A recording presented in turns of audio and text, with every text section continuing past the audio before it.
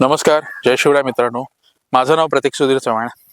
तर आज मी आलोय बदलापूर येथे. बदलापूर येथे येण्याचं कारण असं की बदलापूरमध्ये एक अशी वास्तू आहे की जिला शिवकालीन महत्व आहे असं सांगितलं जातं. त्याला म्हणतात चावीची विहीर. त्या चावीची विहीर अशी आहे की त्याला एका शिवलिंगाचा त्याचा शेप आहे आणि त्या विहिरीमध्ये खालती उतरता येतं. ही ऐतिहासिक वास्तू बदलापूर शहरापासून साधारणतः एक मला वाटतं 10 किलोमीटर आतमध्ये आहे, आतमध्ये गावामध्ये. आणि त्या विषयीची माहिती आज आपण जाणून घेणार आहोत, ती विहीर पाहणार आहोत. Stay tuned.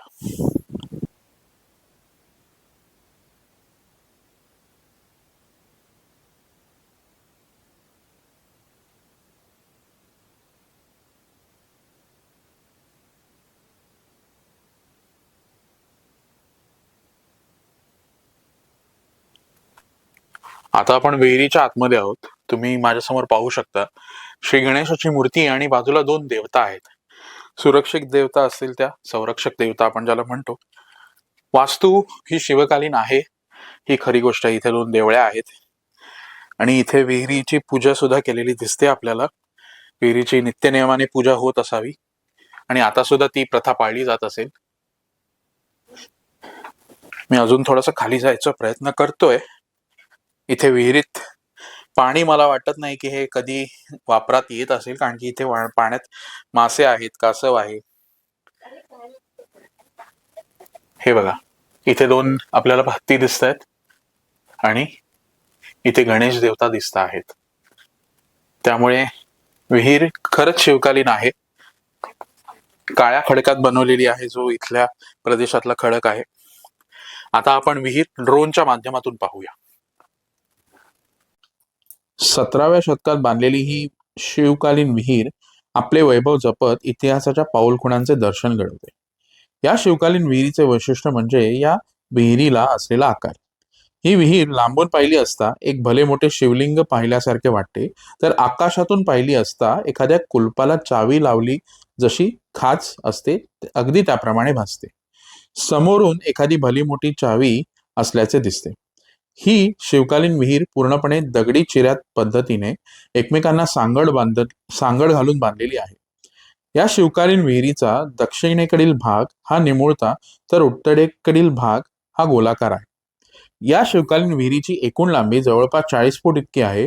निमुळत्या सरळ भागाची लांबी 26 फूट तर रुंदी 8 फूट इतकी आहे आणि विहिरीची खोली ही 35 फूट इतकी आहे.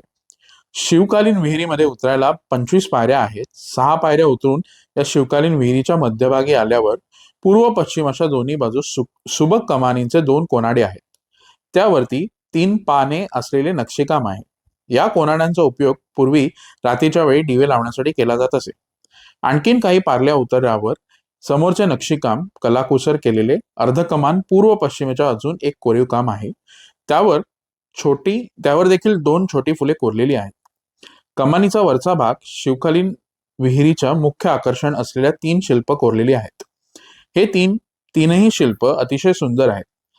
त्यांचे कोरीव काम हे वाखाणण्याजोगं आहे. मध्यभागी श्री गणेशाची बसलेली सुबक मूर्ती आहे. श्री गणेशाच्या दोन्ही बाजूंना नक्की कोणत्या मूर्त्या आहेत हे सांगता येत नाही. या तीनही शिल्पांच्या समोर पूर्व पश्चिम अशा दिशेला शरभ शिल्प कोरलेले आहेत.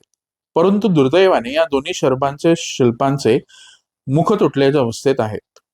या शिवकालीन विहिरीचा 12ही महिने पाण्याने भरलेले असते.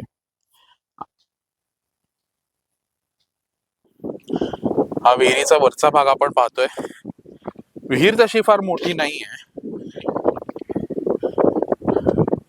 पण बघायला गेलं तर हिचं महत्व असं आहे की चिमाजी अप्पा, जे आपले बाजीराव पेशव्यांचे भाऊ होते, त्यांनी जेव्हा वसई प्रांत जिंकला पोर्तुगीजांकडून, तेव्हा कल्याणचा भाग सुद्धा त्यांच्याबरोबर त्यांनी जिंकून घेतला. आणि तेव्हा आपले जे सैनिक होते ते कल्याण, बदलापूर या भागात होते. त्या काळी सुद्धा या प्रभागाचं नाव कल्याण होतं आणि भिवंडीला भिवापुरी म्हणायचे. तर तिथले जे सैनिक होते ते या गावात सुद्धा काही सैनिक होते आणि या गावातले सैनिक येऊन इथे पाणी प्यायचे. तर हे महत्व या विहिरीचं सांगितलं जातं. ही विहीर जरी शिवकालात वापरात असली तरी या विहिरीचं महत्व शिलाहार राजांपासून आहे असं सांगितलं जातं.